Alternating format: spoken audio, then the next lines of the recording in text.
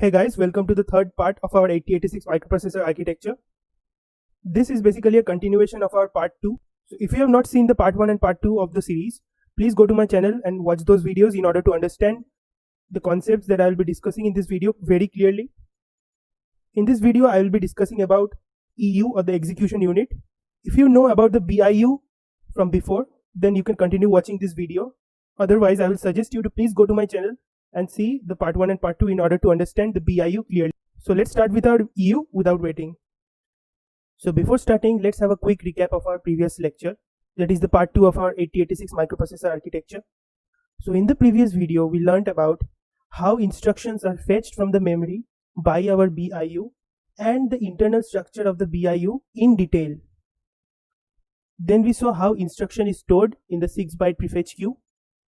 So in this lecture, our main focus is going to be on the EU or the execution unit. We will learn each and every part of it in detail, and at last we will combine the BIU and the EU to see the fully functional microprocessor. So let's see. So what is the basic workflow of any microprocessor? First is it fetches instruction from outside. Next part is it has to decode those instructions in order for our microprocessor to understand the language that we are giving to it, that is the assembly language. And the last part is the execution of those instructions. In our previous videos, we already saw how instructions are fetched from outside using the BIU. Now we will go a step ahead and see how it is decoded. Okay, so suppose this is our microprocessor architecture.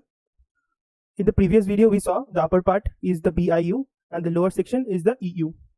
So in the EU, the first thing that comes to our sight is this thing, which is called the control system. And this control system we can see is directly connected to our 6-byte prefetch queue in the BIU. So let's explore what is the control system. So suppose this is our control section. What it does is it decodes the instructions which are sent by the BIU. So in the 6-byte prefetch queue, the instructions are stored and one by one they enter the control system or the control section where decoding of those instructions takes place. Now let's see that in detail. So what we as a programmer write to our microprocessor, or how do we communicate with our microprocessor? We write something called the assembly language, which helps us to communicate with our microprocessor. But inside the microprocessor, this assembly language is converted into something called the opcode. The assembly language is converted into opcode, which is basically a series of zeros and ones. So in order for our microprocessor to understand what those series of zeros and ones are, it has to make sense out of the opcode. That is why the opcode is sent to our control section for decoding, so that the microprocessor understands what exactly is that instruction meant to do. Now let's take an example. Suppose we as a programmer give the instruction to add two numbers. So the instruction add two numbers get converted into opcode, which is basically a series of zeros and ones. This opcode is sent to our control system. This control system decodes the opcode so that the microprocessor can understand what specifically the opcode was meant to do. Let's explore that in more detail. So suppose this is our 6-byte prefetch queue, which stores the instructions temporarily. Now this instruction is in the form of opcode, which is sent to our control system. The opcode goes into the control system where it is decoded. The series of zeros and ones is decoded in our control system to make some sense out of it. That is, suppose we give an instruction like subtract AL, BL. We'll come to our assembly language after this, but let's just consider we give an instruction where we have to subtract AL and BL. So that instruction gets converted into a series of zeros and ones, which is called the opcode. Now this opcode is sent to our control system where the series of zeros and ones is decoded in order to make sense. And after the series of zeros and ones are decoded by our control system, now the entire microprocessor has to know what the instruction was all about. So after the decoding, it sends control signals to the entire processor in order for the entire processor to understand what that instruction was. And after that, it is sent for execution, that is to perform some arithmetic or logical operation. So let's have a summary. The instructions from the 6-byte prefetch queue goes inside our control system. The instruction that we give as a programmer is converted into opcode, and this opcode goes into the control system. the control system decodes that opcode and sends control signals throughout the entire processor in order for the processor to understand the instruction and act accordingly. So with this, we saw what our decoding means and the control system. And we also saw how our control unit works. So once the control signals from our control unit is sent throughout our entire processor, now the microprocessor knows what exactly to do, that is to subtract or to add or to multiply and many other things. Now comes the function of the ALU that performs the arithmetic and logical functions with those numbers or those instructions that we gave to the microprocessor and which was decoded by our control system. The ALU performs some arithmetic or logical operations such as addition, multiplication, subtraction, and then logical operations like AND, OR, etc. So what the ALU does is it does what we instruct it to do.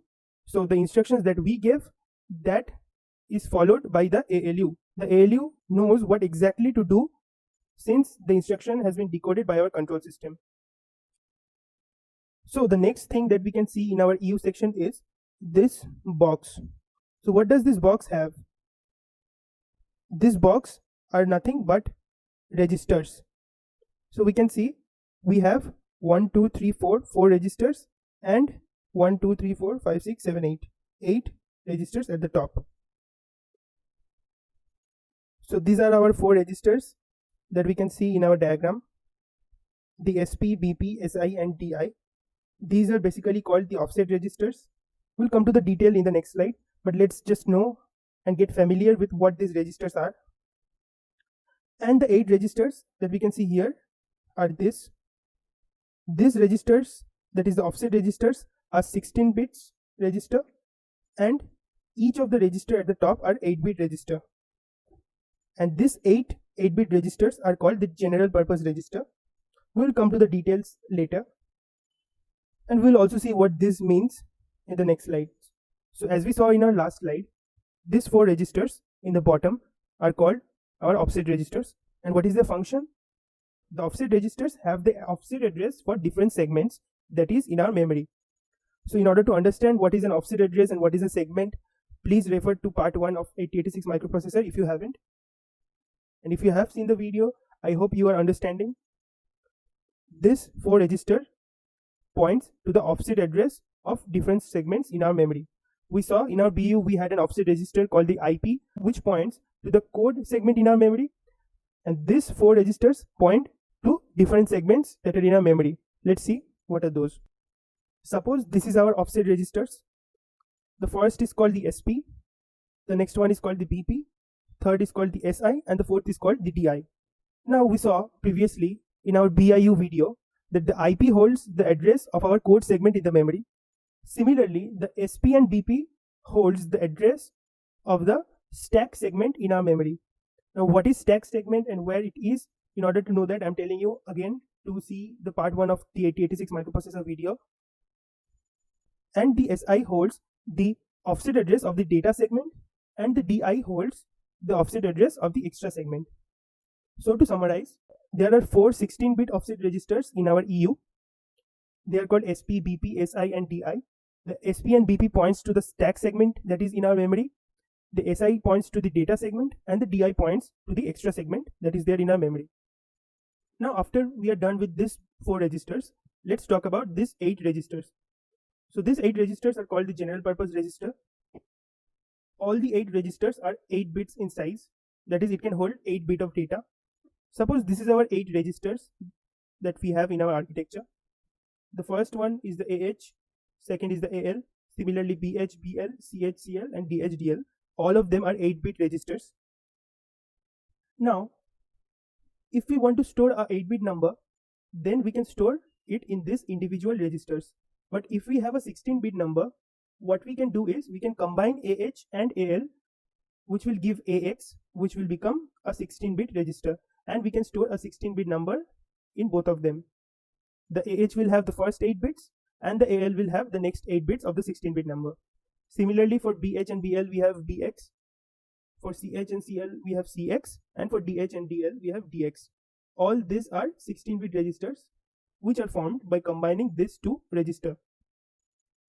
So what these registers do, these registers are available to the programmers to program them. We'll see about their working in more detail in the next slide. Now suppose these are our 8-bit registers. The AH and AL together will form the AX, which will become a 16-bit register. Similarly, the BH and BL will combine and form the BX. And for CH and CL, we have CX. And for DH and DL, we have DX. Now, suppose we have a 16-bit number 1023. Now, how this 1023, that is this 16-bit number, be stored inside our register?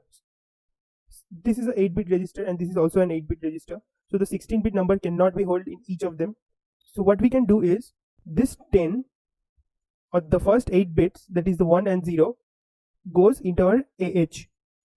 And the next 8 bits, that is our 2, 3, goes into our AL. This is how our AX is formed. Our AX is a 16-bit number which is 1023. The AH stores the first 8 bits, that is 1 and 0, and the AL will store the next 2 bits, that is 2 and 3. Similarly, for all of them, we can do like that. Now let's have a small discussion on assembly language. We, as a human being or as a programmer, write the assembly language which is understood by our microprocessor. So assembly language is the language that we as a programmer give to our microprocessor in order to perform some specific operation. Let's take an example. Suppose we write move AL, 10H. Now what that means? This is a assembly language. The MOV or move is called an instruction. The AL is one of the 8-bit register that we saw. And this 10H is an hexadecimal number which is 8 bits. Now what this move instruction do is, it tells our microprocessor to store the value of 10 inside the AL register. Since 10H is an 8-bit number, it can be stored in our 8-bit register which is AL. Let's take another example. Suppose we write MOV AH, 23H. So this MOV is an instruction that we as a programmer give to our microprocessor. This AH is our register and this 23H is a hexadecimal number. What this instruction tells our microprocessor to do is, it tells to store the value 23H inside our AH register. Thus our 16-bit register, that is AX, will have the value 2310H. Why? Because the first 8 bits is stored in AH and the next 8 bits is stored in AL, which is 10. So AH is 23 and AL is 10. So our AX, which is a combination of AH and AL, will have the value 2310H. Let's see another example. Suppose we write MOV AL, BL. So similarly, what it will do is, it will copy the value of BL, that is the value that is stored in our register BL, to our AL register. So it basically copies BL to AL. It is same as writing AL equals to BL in any higher level language such as C, C++, Java, etc. Now another example is MOV, that is move AH, BH. So what it will do is, it will copy the value that is stored in our BH register in our AH register. So it copies BH to AH. So we can see the value of BL is copied to our AL and the value of BH is copied to our AH. So we can also write move AX, BX. That is the value of BX, that is the BH and BL, will get copied into AX, which is AH and AL. So it copies BX to AX. Now let's write a simple program in assembly language. First thing we write is MOV AL, 03H. So what this will do, it will copy the value 03H in our AL register. Next we write move BL, 04H. Similarly, this will also copy the value 04 inside the register BL. Now we write another instruction which is add AL, BL. So what does this instruction do? It will add the value that is stored in our AL register and BL register, and it will store the result in our AL register. So the addition of AL and BL will be 07H, and this 07H value will get stored in our AL register. So this is how an assembly language program looks like. So we get a basic idea about how we communicate with the processor. In order to learn about assembly language, please refer to the practical videos that I am posting in my channel. I will provide the link in description. So with this, now we can see the entire working of our microprocessor. So finally, we have come to our entire architecture. For this slide, please notice my cursor in order to understand which part I am explaining. So let's start. Suppose we give an instruction to our microprocessor, MOV move AL, 10H. So what this will do is store the value of 10 in AL. That is, this value 10 will go to our AL and get stored there. Next instruction we give is MOV BL, 5H. So what this will do is store the value 5 in our BL. So this 5 will get stored in our BL. Now we give the instruction add AL, BL. So all the instructions are stored in our memory. Okay. So in order to access those instructions, we have to fetch those instructions. Now who will do that? The BIU will do that. Now how will it do that? The BIU has the segment registers and this offset register. The segment register will give the segment address and the offset register will give the offset address to our address calculation circuit. In our address calculation circuit, the physical address of that particular instruction will be calculated and it will be given to our memory. So from that particular location, the instruction will be accessed and through the data bus, it will get stored in the 6-byte prefetch queue. Now, the first instruction that will enter the prefetch queue will go to the control unit where this instruction is decoded. We know the instruction is in the form of an opcode. So the microprocessor has to decode those instructions in order to understand what exactly that means. So the instruction goes into the control unit, it gets decoded, and after the decoding, it sends control signals throughout our entire microprocessor. The control signals tells each of the elements in our microprocessor to do exactly what they are instructed to do. Suppose we are given the instruction add AL, BL. So the control unit will decode this instruction and send a control signal to our AL and BL register, and these two registers will get selected because they have the value 10H and 5H that we want to access. Next, what happens is this 10H will go to our ALU and this 5H will go to our ALU, and these two operands are added in this ALU, which basically performs arithmetic operations like the addition. And after the ALU has calculated the result, it then sends the result to our AL again. Since we have given add AL, BL, the result of this will get stored in AL. So after calculation, the ALU sends the result and it gets stored in our AL. So AL will now have the value which we will get after addition of 5H and 10H. Now we have almost covered the entire architecture and the working. The only thing left is this operand register and the flag registers. The operand register basically is used to hold temporary data for some instructions. For example, suppose we want to exchange values of AL and BL, then we have to store the value of AL or BL somewhere temporarily so that the value is not lost. That is the job of our operands register. And the flag register basically gives a status of the instruction that our microprocessor has executed. For example, suppose we want to identify whether AL is bigger than BL. In that case, the status is more important than the value. So the status will be given by the flag, which will tell us whether AL or BL is bigger. I will try making a separate video on flag registers because it has a lot to know about. But for this architecture, this much is enough, I guess. So in my next video, I will be covering another example in order to make this architecture and the working very clear. So please stay tuned. And I have skipped this arrow here, which I will be explaining in the next video where I will be giving another example. So for that, please like, share and subscribe to my channel in order to get the updates. And if you have any kind of feedback, please drop it down in the comment box. I'll be glad to help. Thank you and happy learning.